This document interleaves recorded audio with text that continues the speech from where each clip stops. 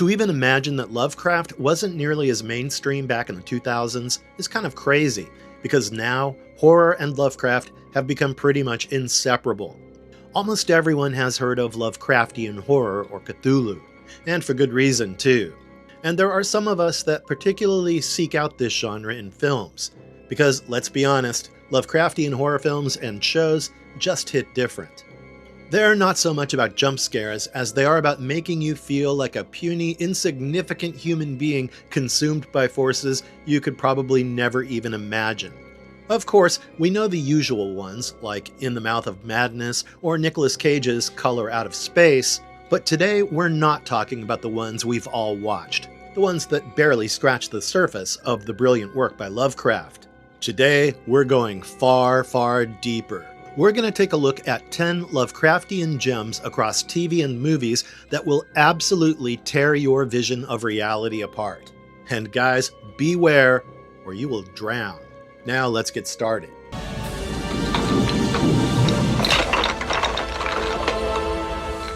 The Resurrected, 1991. We begin the list with The Resurrected, which is based on the pretty well-known Lovecraftian novella, The Case of Charles Dexter Ward. In fact, The Resurrected isn't even the first adaptation of it, but it's directed by Dan O'Bannon, the writer behind Alien, so you best believe expectations were pretty high with it. The premise was a simple one. Charles Dexter Ward, played quite well by Chris Sarandon, was a chemical engineer who had locked himself up in a remote cabin of his family's and was doing God knows what with animal carcasses and chemicals. So a concerned wife calls up a private detective to look into her husband's erratic behavior. And let's just say that what he finds is far from pretty. It tackles your typical eldritch tropes of forbidden knowledge, ancestral corruption, trying to delay or even stop death altogether, and of course, how this pursuit and this obsession can drive someone crazy. But the most horrific body horror scenes come from the underground catacombs of the estate,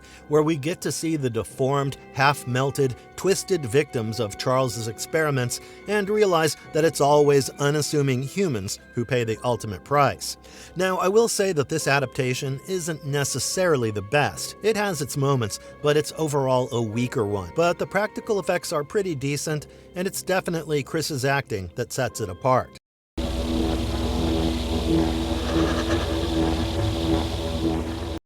AM 1200. Short, 2008. Now this one is a short film with a runtime of just under 40 minutes, and it proves that all you need are 40 minutes to scare the shit out of your audiences, not 4 to 5 entire films of Conjuring. And this film takes a pretty normal thing we've all done and turns it into a nightmare. Before all that Spotify and YouTube music jazz, we all used to tune into the plain old radios fitted into the cars and jam to whatever song the particular stations play. Remember those 2 to 3 channels that we all had and treated like gospel? Well, our main character, Sam Larson, in AM 1200 did the same. He tuned into the AM band and was scrolling through the frequencies until he landed on 1200 kilohertz and heard a cry for help. And whether it was fate or something else, he ended up reaching that radio station as his car broke down nearby. What happens next is something I'm going to leave you to find out. But what I will tell you is that you will be impressed. It perfectly blends themes of guilt, mystery, madness, and creatures with insatiable hungers into this Lovecraftian nightmare. After all, ancient entities that can't be escaped from are a Lovecraft specialty, right? It leaves you with no sense of escape or catharsis. If you're looking for a happy ending here, well then you've definitely clicked on the wrong video, because those don't exist in the Lovecraft realm, particularly in this film. Be prepared to feel hollow, but yet somehow satisfied, because it's just that good of a watch.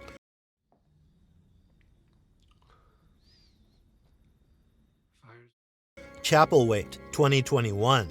Next up, we've got a dark gothic TV series written by Peter and Jason Filardi that's actually loosely based on Stephen King's short story called Jerusalem's Lot. Chapelwaite tells the story of a family man, Captain Charles Boone, played by none other than Oscar-winning Adrian Brody, who moves to his ancestral home in Preacher's Corners, Maine, with his 3 kids after the unfortunate death of his wife at sea. But as we all know and have repeatedly seen, ancestral homes are rarely that simple. They're far more sinister than they look and hold terrible secrets that the house would prefer to keep hidden.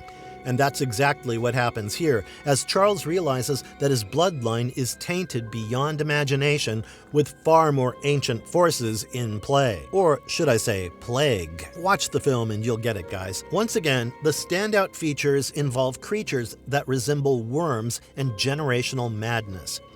It very quickly devolves from gothic to straight-up cosmic horror, but I'll say it's far more atmospheric and somber despite having a little bit of gore here and there. Like, it isn't your usual in-your-face Lovecraftian horror, which can be a good thing or bad thing depending on what you're in the mood for.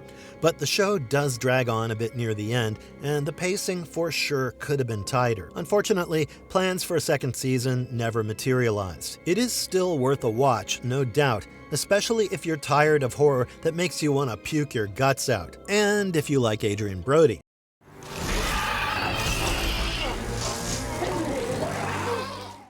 "30 Coins", TV series 2020 to 2023. We've got another TV series on our hands, and this one's Spanish and has one more season than Chapelwaite. Yep, so 30 Coins ran for 2 seasons, and this one absolutely hit it out of the park. Especially that first season. It was Lovecraft done weirdly, but also correctly. You see, the plot is pretty simple. There's a priest who's also an ex-convict who's been exiled by the church, and he now has to go and work in some small Spanish town while also facing his personal demons and his sordid past. Except, there is nothing about this show that's simple. It starts weird and ends weird, and we almost lose the plot because it gets so complicated, but somehow it's all worth it. The Lovecraftian aspects shine through and through with cursed coins, ancient creatures that were genuinely designed so well, and religious mythology that's hiding something deeper. And in the center of all that, you've got this gunslinging boxer exorcist dealing with a global conspiracy. But my favorite parts have to be the body horror, mutilation, and the twisted, mutated creatures they show. That's easily the highlight and will leave you aghast. This is a must-watch, so go put on your subtitles and don't miss this one.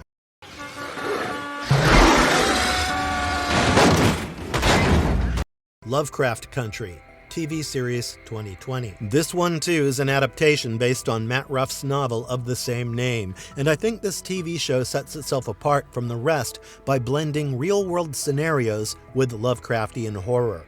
You know the whole saying of how humans are the real evil? Well, this one tries to balance that idea with cosmic horror. And what's most interesting about this show is that it really juggles genres throughout the season. In one episode, it feels like a Western or has an Indiana Jones vibe, and in the other, it's suddenly sci-fi or even with a haunted house. While this has been a point of criticism, it's also what makes this show really unique. But wait, what's the main storyline? Well, the series revolves around the 2 leads, Atticus Freeman, a black man in 1950s Jim Crow America, and his friend Letitia, who end up on a journey to find his father. Firstly, Jonathan Majors and Journey Smollett give brilliant performances as the 2 leads. And secondly, the film does a really good job in portraying the rampant racism back then and what a grave threat it posed to any black man. In fact, at times, that's even scarier than any monster. Of course, that said, when we do see the monsters and creatures, they're absolutely terrifying. From blood magic and secret societies to multi-eyeds and razor-toothed shoggoths, the Lovecraft hold is strong with this one. You see, the show had a lot going for it. It had a great soundtrack, good performances, and it started pretty strong. But I guess it got a little confusing and all over the place for a lot of viewers and just couldn't wrap things up by the end. Why don't you guys watch it and decide for yourselves?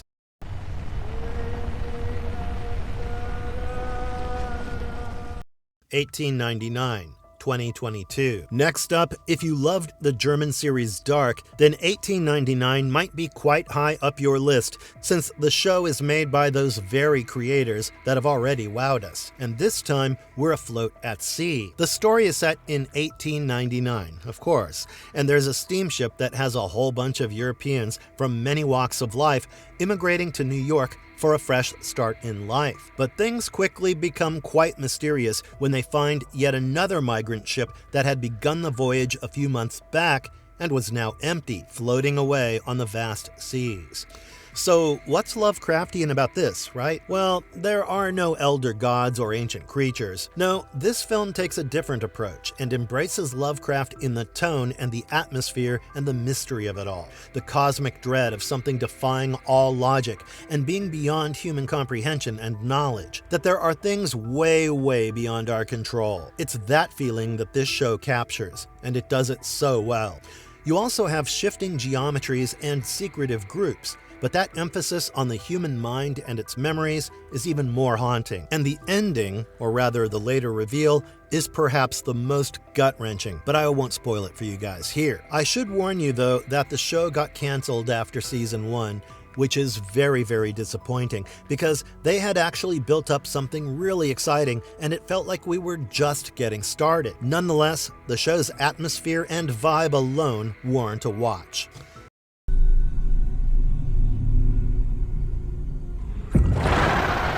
Monsterland TV series 2020. This TV series is slightly different from the ones we've covered previously because Monsterland is actually an anthology series. So every episode is a new story, and they had some pretty solid source material since the series is based on Nathan Ballingrad's short story collection, North American Lake Monsters. The formula for each episode was quite simple. It focused on struggling Americans, often just really broken and desperate people like single mothers or guilty fathers or teens who are at the very edge. And they have these characters encounter supernatural and sometimes Lovecraftian horrors. But that's not all. They push the limits by slowly making you question who the real evil is. As the humans give up parts of their humanity, what's really left of them? The show understands that Lovecraft horror is never just about the creatures, but the effect the creatures have on our psychology and on the people who see and interact with it. And that's exactly what this series shows. The first episode itself was a tough watch. It revolved around a single mother, Tony, and her troubled daughter. And it's like you know it's going to happen, you can pretty much predict it, but you spend the entire episode hoping for a different outcome. And when the devastating ending finally happens, you still feel every bit of it. What I will say is that don't go in expecting the primary focus to be on monsters, even though it's in the name. It's not an exciting monster face-off, but rather a super bleak and depressing take on the whole genre. But if you're good with metaphors and monsters representing humans' worst parts, then this is a pretty decent watch.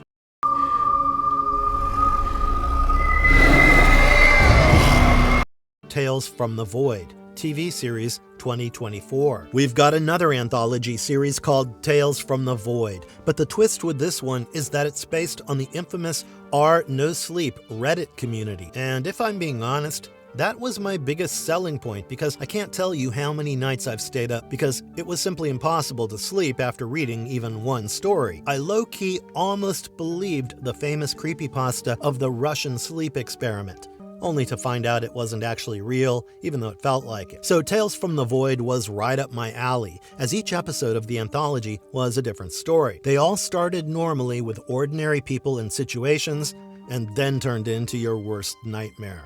You've got creepy dolls and aliens, and of course, the greatest evil, the darker parts of the human psyche. The Lovecraftian elements come from that very unraveling of the human psychology as it faces cosmic horror of massive proportions. What I especially loved was that feeling of dread, and that you can't really trust anyone around you. It reflects what we feel in society every day as well, and is portrayed really well with great atmosphere. Is it perfect? No, far from it. Some of the performances feel a bit uneven, and the production occasionally looks a little low budget, but every episode kept me hooked right till the end. So if you're an r/no-sleep fan, or so if you're a Reddit no-sleep fan, then this should definitely be on your list.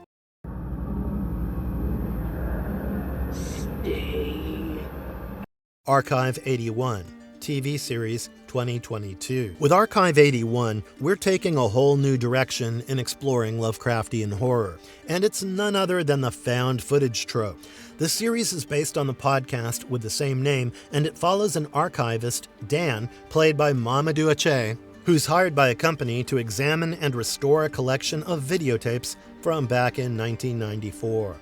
Turns out these tapes were actually footage taken by a student, Melody Pendris, who was creating a documentary about a mysterious apartment building and its strange residents. Of course, what seems like a fire turns into something entirely else that literally burns down Dan's entire world. That building was actually housing a dangerous secret cult that wanted to bring to life an ancient god demon of sorts called Kalego. And the worst part, the show suggests Kalego's influence is tied to things like art, sound frequencies, and analog media like tape and film. In fact, the cult and its leader used Hi-8 and VHS tapes to try to understand his presence and his image. Again, this too was canceled, which doesn't make a lot of sense to me because the show genuinely did a great job. Yeah, the podcast is definitely more Lovecraftian and weirder, but the show managed to capture the intrigue and atmosphere and even keeps you hooked. I remember when I finished watching it,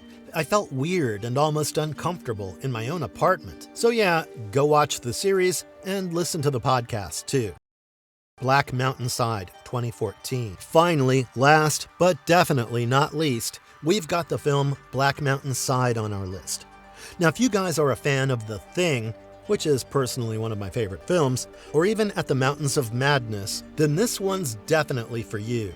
It follows that same idea of a bunch of scientists and archaeologists in a snowy northern place, in this case northern Canada, as they discover something they absolutely shouldn't have and end up trapped both in the cold climate as well as in their own minds. The scientists uncover a strange structure that's around 14,000 years old and soon become isolated as their communication systems go haywire. Coincidence? I think not. Throughout the film, you can feel the ominous and omnipresent entity that doesn't have a shape or a form, or even a name. But I guess it didn't need any tentacles to slowly corrupt the minds and beings of the archaeologists. The entity is credited as the Deer God, but I like the vagueness in the film itself. It adds that extra layer of Lovecraftian dread where the people are dealing with something beyond their knowledge. I absolutely loved the whole "you can't trust anyone" vibe, as people even begin to question themselves and their own existence. That paranoia that slowly builds as the isolation starts getting to them is a feeling that I very strongly associate with Lovecraft, and it's great that there's quite a few works on this list that tap into that sensation. And of course, the film has some really good cinematography, atmosphere, mystery, and slow horror. It's not without its faults, but nothing that's significant enough to detract away from it. And that's the list, guys. The whole point of Lovecraftian horror is that it doesn't do cheesy jump scares or pointless gore. It taps into that very evolutionary instinct of survival and the desire to know and make sense of the world, and slowly strips away every single layer of reality until you're bare. And these 10 underrated gems exemplify exactly that. Let us know in the comments below if we've missed out on any of your favorites. But guys, fair warning, maybe watch them with a friend if you don't want to lose your mind. And don't forget to smash the like button if you enjoyed the video, and subscribe to the channel for more such content. We'll see you guys next time. Goodbye.